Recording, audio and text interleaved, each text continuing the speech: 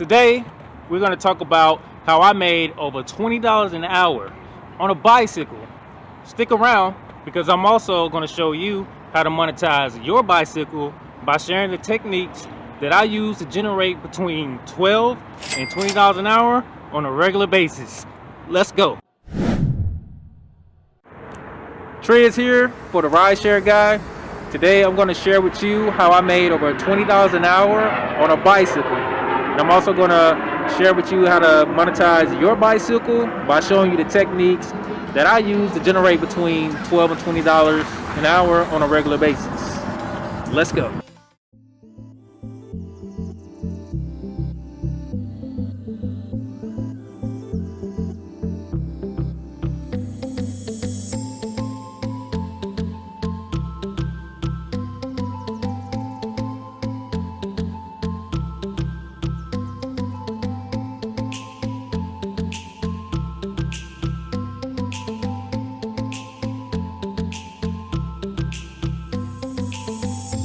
Market analysis. Basically, the greatest success comes from actually knowing your market. The better you know your market, the better you know whether it's either going to benefit you to go out and serve it. So I'm going to go over a couple of things real quick, real simple. These are things you're going to just naturally learn to look out for, and they're going to create better results for you. The first thing you want to look out for, of course, is population of the area. Simply, the larger the number, the better results you'll have. In that population, you want to have a large number of residents, a large number of restaurants, and a large number of businesses. You want to have a large number of businesses because, from my experience, that's pretty much who drive the lunch rush. So keep that in mind. If you want to do lunch rush, you probably want to find an area where during lunch rush there's going to be a high volume of orders. The second thing you want to look out for is the quality of the residential areas. I mean, real simple. You can look at an apartment complex and you could tell the difference between probably a $500 a month apartment versus a $2,000 a month apartment. Like, you can see that with your eye, right? So basically, the higher the quality of the residential spaces, the better results you're going to have. So keep that in mind when you're looking for an area. Okay, the last thing you want to look for is the quality of the restaurants, and that covers the actual ratio of fine dine restaurants versus fast food. If you come to an area where it's a bunch of fast food, you're probably not going to have great results. If you come to an area that's mostly saturated with fine dine restaurants, you're probably going to have great success. Now, it's okay if they're mixed up, but me, I particularly prefer a 90 to 10% ratio, meaning that it be 90% fine dining restaurants, and then it's okay to have like 10% of some fast food. Actually, in my home base, I have 3 fast food restaurants. 2 of them are actually what I would call fine dine fast food, meaning by the time you order a burger, fry, and a drink, you're around $15. Not, oh, burger, drink, and a fry for $5. Like, no. If you want to try those budget fast food restaurants out, try it out. But I would suggest you try to find such an area as well that has like a 90-10% ratio of fine food restaurants versus fast food restaurants.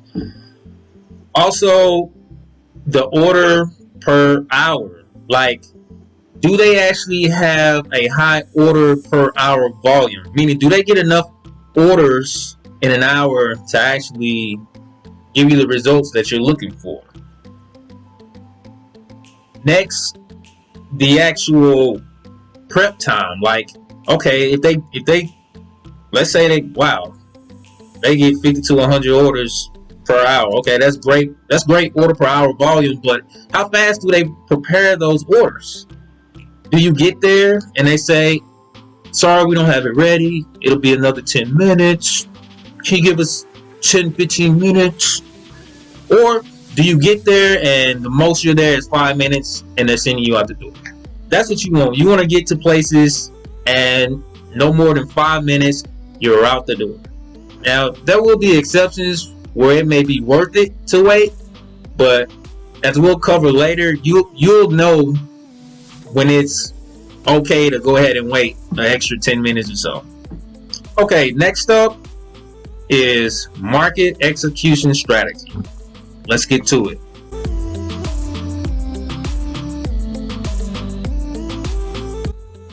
Okay, starting off, I use a tool called MCH ratio. That stands for mile per commission per hour. The objective of the MCH ratio is to enable you to make the most money in the least amount of time.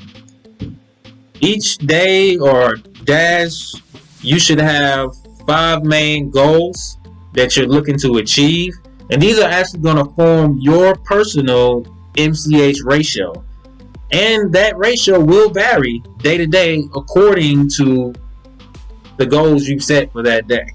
Those 5 goals are: number 1, the total amount of money that you're looking to earn for that particular day or dash.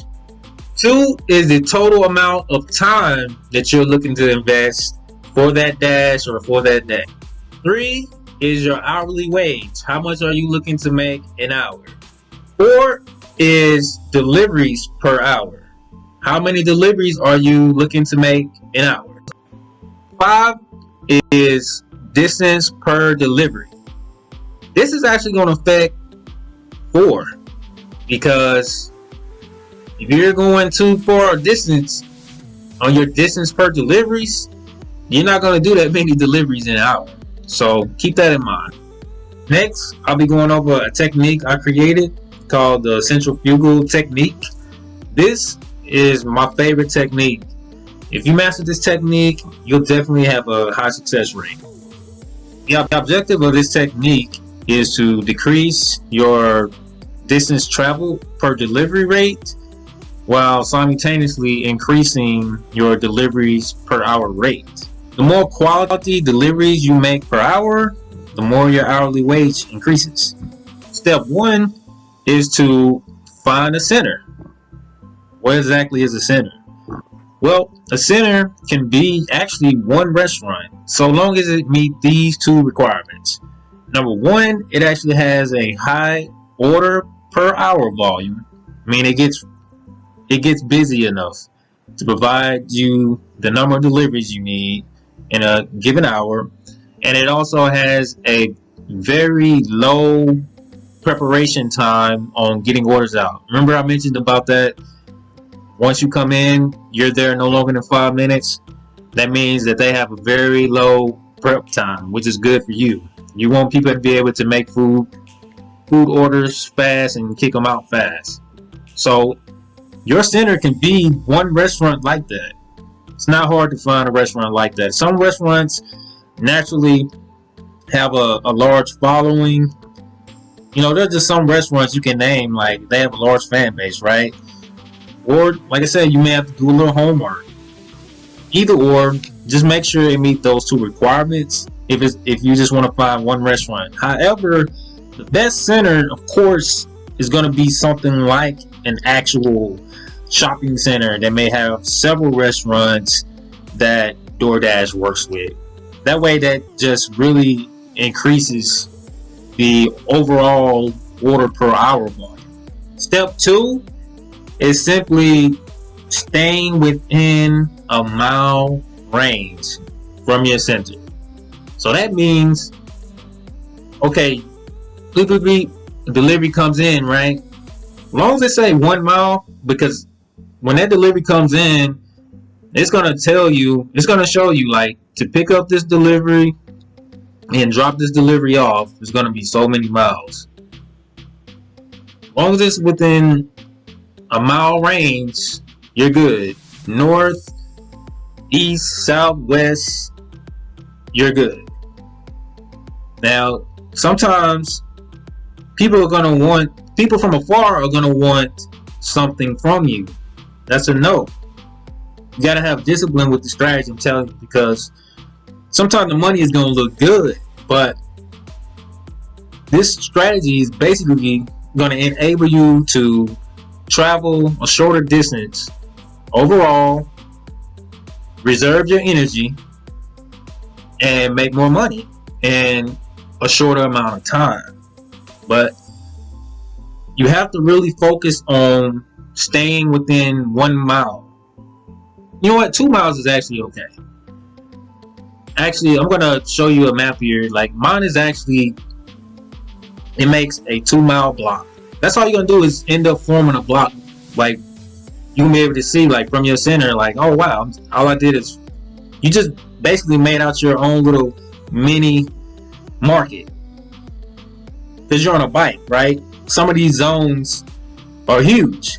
Like for a bicycle, like they're too huge. For a car, it's okay. Like, because you can go 5 or 8 miles in a car on one delivery, and that's fine. Try that on a bike.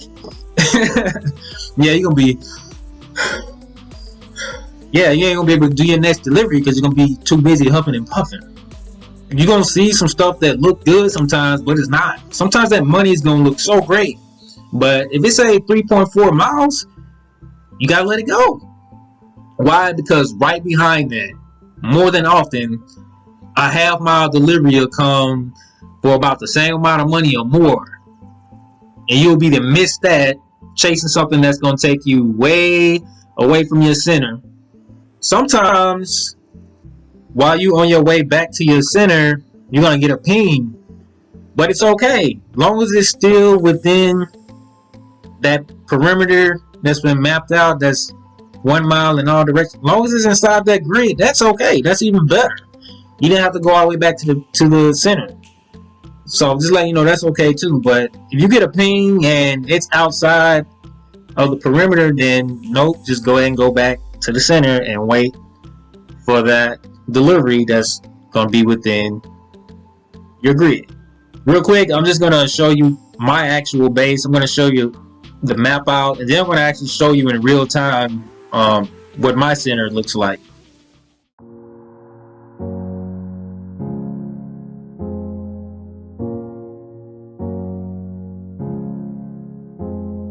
Okay, real quick, I just wanted to show you what a home base looks like.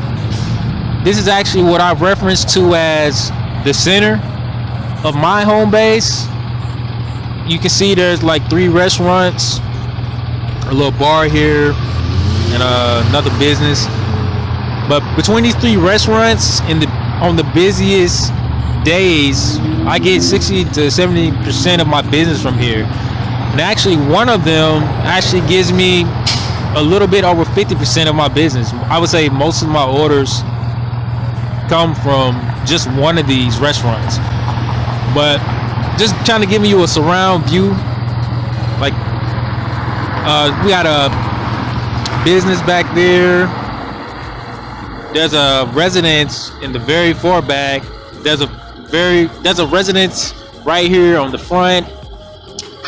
Here's this pole is in the way. There's a restaurant across the street. Got another bar. Here's another restaurant right across the street. If I could just maybe step out and look down the street a little bit. I'm just trying to show you the scenery. Like, you see all those high rises? Those are mostly apartments and businesses.